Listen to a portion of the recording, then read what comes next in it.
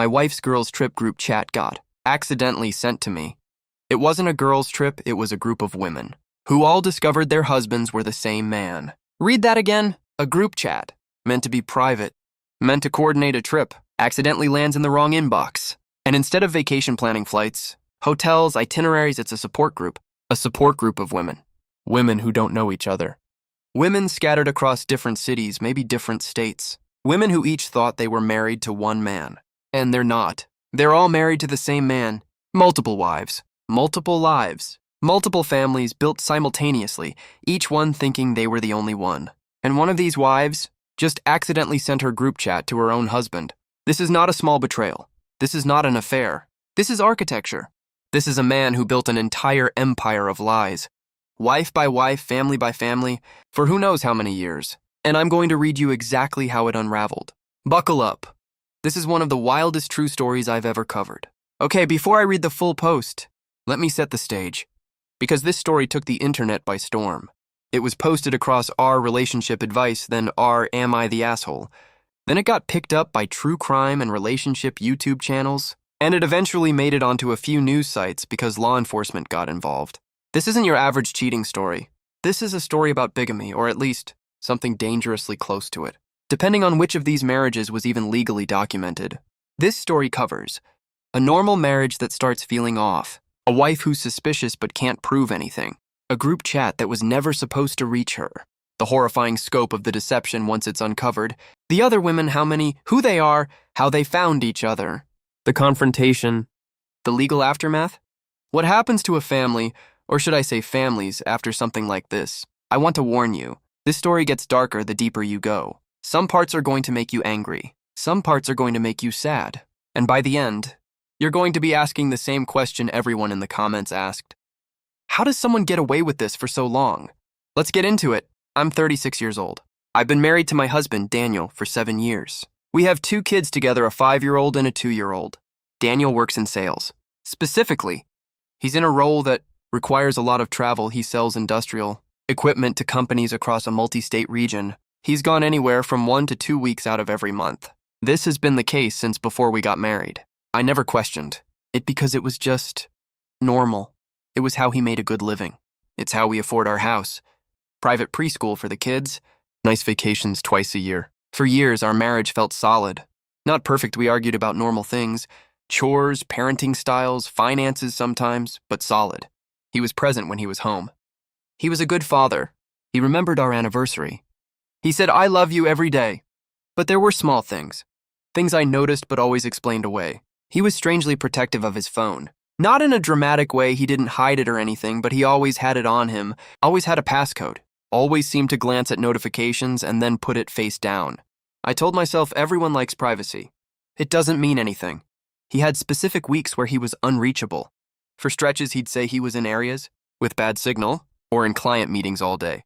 I never had a reason to doubt this because his job genuinely did involve remote areas sometimes. His travel schedule was oddly consistent. Same weeks, roughly every month. I chalked it up to a set client rotation. Do you see what's already being set up here? A consistent travel schedule, a phone that's always guarded, an income that supports a good life but is somewhat mysterious in its exact source. These are the pieces that are about to click into a horrifying picture. About 8 months ago, I started to feel like something was different. Not obviously wrong, just different. Daniel seemed more distracted, more tired in a way that wasn't just normal parenting exhaustion. He started taking calls outside, out of earshot, more than he used to. I asked him once casually, "Is everything okay at work?" He said, "Yeah, just a stressful account." I let it go, because what else was I supposed to do? I had no proof of anything, just a feeling. Have you ever had that feeling that something is off, but you can't quite put your finger on it? What did you do about it? 3 weeks ago, everything changed. I was in the kitchen making dinner. My phone buzzed. I glanced at it, expecting it to be from my sister or a friend. Instead, it was a message from a name I didn't recognize. Marissa. The message said, "Okay, ladies, I finally found a weekend that works for all of us. Let's do the trip the second week of next month. I'll set up a shared doc for hotel options. So excited to finally meet everyone in person. After everything we've been through together." I stared at it. I didn't recognize the number. I didn't know who Marissa was. I figured it was a wrong number or maybe a scam text, and I almost deleted it. But then more messages started coming in, from different numbers, all in the same thread. One said, "I can't believe it's been a year since we all found each other. What a wild year." Another said, "I still get anxious thinking about how close I came to never finding out. If Jenny hadn't seen him at that hotel, I want you to imagine reading this. You don't know these people. You don't know what they're talking about. But there's this creeping, cold feeling starting in your stomach. Because something about the tone, if Jenny hadn't seen him, something about that phrase sounds like it's not talking about a nice surprise." I sat down. My hands started shaking a little. I typed, "I think you have the wrong number." "Who is this?" There was a pause. And then a message came back. "Oh my God. Is this Daniel's wife?" My heart just stopped. I typed back, "How do you know my husband's name?" And what came next changed my entire life. The woman, her name was Marissa. The one who had sent the original message, she called me, not texted, called. She said, "I think we need to talk on the phone. This isn't something that should happen over text." I was terrified. But I said, "Okay." She explained everything. Marissa had been married to a man named Daniel for 4 years. Same first name as my husband. She sent me a photo. It was my husband. Same face, same smile. Same man I had married 7 years ago. Who I had 2 children with. Who I saw at breakfast every morning. He was home. He was also her husband. I asked, "How is that possible? We're legally married." "I have a marriage certificate." Marissa said, "So do I." And that's when she explained the group chat. Marissa had discovered about 14 months earlier that her husband, our husband, had a wife in another state. She found out through a random encounter. A woman named Jenny had seen Daniel at a hotel with another woman, yet another wife, it turned out. And something about his behavior seemed off. And Jenny, being naturally suspicious, had done some digging. Jenny found records, property records, business filings. She found that this man who used slightly different last names in different states, but the same first name and same general biography, was legally married in at least 3 different states. 3. Once Jenny found evidence of multiple marriages, she started tracking down the other wives. It took her months. She used photos, social media searches, and some investigative techniques she'd learned from true crime podcasts. Of all things, eventually she found Marissa. Then another wife named Sarah. Then Jenny herself was actually a wife too, his first wife. Actually the one he'd been with the longest. At this point, how many wives do you think there were? Take a guess, because the actual number is going to shock you. By the time I got the message, the group chat had 4 women in it. 4 wives. Marissa in Ohio, Sarah in Pennsylvania. Jenny in New York, the original wife, married for 11 years before he even married me. And me, in Virginia, married for 7 years. 4 marriages, 4 separate lives, 4 sets of children. Because yes, every single one of us had kids with this man. Combined, across all 4 marriages, there were 9 children. 9 children who thought they had a father who traveled for work. 9 kids, 4 wives. 1 man running an entire operation of overlapping families for over a decade. Once I got over the initial shock, I needed to understand, how does someone do this? How do you maintain 4 separate families?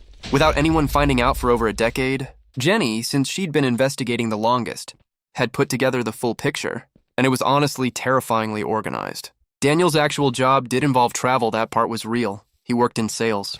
But his territory conveniently covered 4 different states. And he had structured his routes so that he spent roughly a week with each family, every month on a rotating schedule. He used slightly different versions of his name in each state. Daniel with different middle names or slight last name variations, which made it harder for any single marriage record search to connect the dots. Especially since marriage records aren't nationally cross-referenced in any simple, searchable way most people would think to check. He maintained separate phones for each family. Or so we believe, though the group chat mishap suggests he'd slipped up and either shared. A phone or a number got crossed somehow, which is actually how the initial connection between 2 of the wives happened. He had separate financial accounts for each household, and his sales income, which was substantial, we later found out was split across supporting 4 families, 4 mortgages or rents, and various children's expenses. It's honestly staggering how much money this required, and we later learned some of it may have come from fraudulent business dealings he was involved in, but that's a separate legal matter that's still unfolding. Think about what this required. Not just lying, not just cheating. This required an entire logistical infrastructure, fake schedules, careful timing, separate financial lives, separate social lives. He had to remember which lies he told which wife. He had to remember 4 different sets of birthdays, anniversaries, kids' school schedules. This wasn't a moment of weakness. This was a decade-plus long operation. The most disturbing part, honestly, was learning that each of us thought our marriage was normal. Each of us thought our concerns the travel. The phone secrecy were just quirks of a busy husband's life. None of us had any reason to suspect the scale of what was happening. Because he was good. He was really, really good at this. Jenny told me she almost didn't believe it herself. Even with the evidence in front of her, she said, "You want to believe there's a reasonable explanation. Because the alternative is realizing you spent over a decade of your life with someone who was capable of this. If you found out your spouse had built an entire secret life, would you rather have found out immediately? Or would part of you have wanted to stay in the dark a little longer?" Once I was added to the group chat properly this time, once they confirmed I was who I said I was, the four of us had to decide what to do. Our first instinct, understandably, was rage. We wanted to confront him immediately, all four of us together, and watch his face when he realized we all knew. But Jenny, being the most experienced in this investigation and honestly the most level-headed, given she'd had over a year to process her own discovery, convinced us to slow down. She said if we confront him now, he'll run. He'll disappear.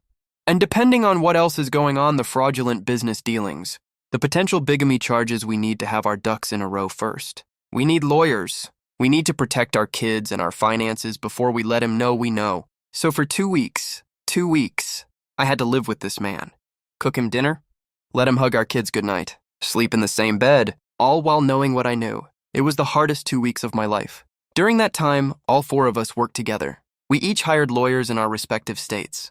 We shared documents with each other, his different aliases, our marriage certificates, financial records. We built a complete picture of what he'd done across 4 states. We also had to figure out something incredibly complicated. Which marriage, if any, was actually legal? Because you can't be legally married to 4 people simultaneously. So one of us, likely Jenny, since she was first, might have the only legally valid marriage, which meant the rest of us might not even be legally married at all. Despite having marriage certificates, despite having built our entire lives around this legal status. Can you imagine finding out that not only was your husband living a double, triple, quadruple life, but that your actual marriage might not even be legally real? We contacted a private investigator jointly to build an even more complete timeline. We contacted the district attorney's office in the state where Jenny's marriage, the first one, was registered, because bigamy is a criminal offense in most states. And then we set a date. We decided we would confront him together. All 4 of us in person in one room. Would you have been able to wait 2 weeks acting normal while planning this? Or would the anger have been too much to hide? We arranged it carefully. Jenny, being the most established and having the most documentation, invited Daniel to what she framed as a work-related dinner in a neutral city, roughly equidistant from all 4 of our homes. He had no idea what was waiting for him. He walked into that private dining room, and one by one he saw us. Me, then Marissa, then Sarah, then Jenny. I watched his face in real time as it dawned on him what was happening. He tried initially to play confused. He said, "What is this? What's going on?" Jenny, calm as anything, said, "Sit down, Daniel. Or should I call you by one of your other names?" And then, one by one, we each said our piece. I told him about our kids, about the 7 years, about every single moment I thought was real that apparently wasn't.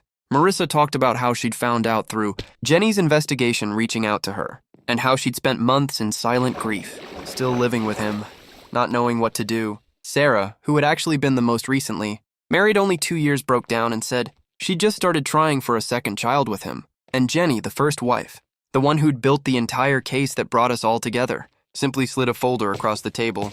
Inside were copies of all 4 marriage certificates, financial records, and a letter from her attorney. Daniel didn't deny it. He couldn't. He just sat there, and eventually he said, "I can explain." And Jenny said, "You can explain it to the district attorney." He tried to leave. Sarah's brother, who had come as backup and was waiting outside the restaurant, stopped him and called the police, who had already been notified given the bigamy concerns. He was arrested that night on preliminary charges related to bigamy in at least one state, with further charges pending investigation into potential financial fraud. The following months were a whirlwind of legal proceedings. It turned out that Jenny's marriage, the first one, 11 years prior, was the only legally recognized marriage, since you cannot legally marry someone who's already married.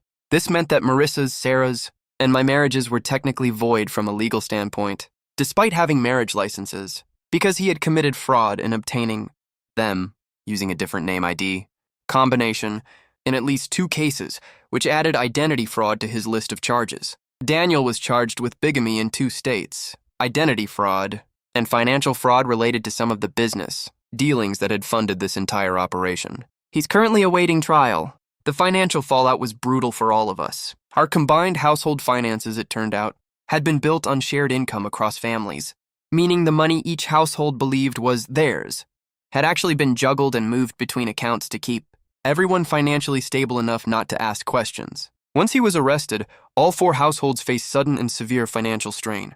We, the 4 of us, actually banded together through this process. We hired a joint financial forensic accountant to trace where all the money had gone. We supported each other through custody proceedings, since all 4 of us needed to figure out our legal standing regarding our children, given the marriage complications. Custody, thankfully, wasn't disputed by Daniel. He was in no legal position to contest anything given the pending criminal charges, but establishing clear legal parentage and support obligations across 4 households required significant legal work. I want to point out something remarkable here. Instead of turning on each other, instead of resenting one another for the situation, these 4 women built a support system. They shared lawyers' contacts, split investigative costs, and genuinely helped each other survive one of the most disorienting experiences imaginable. We still talk, all 4 of us. Not every day, but regularly. We've created something we jokingly call the sisterhood we never asked for. Our kids, well, half-siblings who never knew about each other, have started, very slowly, tentatively getting to know one another. Some of the older kids have connected. It's complicated. But it's also, in a strange way, one good thing that came out of an absolute nightmare. It's been about 4 months since the confrontation. I'm still processing all of it, honestly. Some days I'm furious. Some days I'm just sad. Sad for the version of my life I thought I had. Sad for my kids who are going to grow up understanding their father is insignificant, legal trouble. Sad for the sheer scale of the deception. But I'm also strangely grateful. Grateful that a group chat got sent to the wrong number. Grateful that Jenny was persistent enough to investigate. Grateful that instead of being isolated in this horror, I found 3 other women going through the exact same thing, who understood in a way no one else possibly could. I've started therapy. All 4 of us have. Honestly, some together in a support group format, some individually. The hardest part isn't even the betrayal itself anymore. It's explaining to my kids, eventually, in age-appropriate ways, why their dad isn't around, why there's a court case, why the family they thought they knew wasn't quite what they believed, but we're getting through it, one day at a time. Together, oddly enough. With 3 women I never would have met if it weren't for the worst thing that ever happened to me. So that's the story. And I have to be honest, this is one of the most unbelievable, devastating stories I've ever read on this channel. 4 wives, 9 kids. Over a decade of deception. All uncovered because of one accidentally sent text message. I want to ask you, what was the moment in this story that shocked you the most? Was it the first message? The number of wives? The 2 weeks she had to pretend everything was normal? Or the fact that these women banded together instead of turning on each other? And here's a bigger question. Do you think it's possible to ever fully trust again after something like this? Or does an experience like this change you permanently? Drop a comment and tell me your honest thoughts. I read every single one. If this story left you speechless like it did me, please hit like and subscribe. This channel is all about finding the wildest, truest stories out there. And I promise you there are more coming. I'll see you in the next one.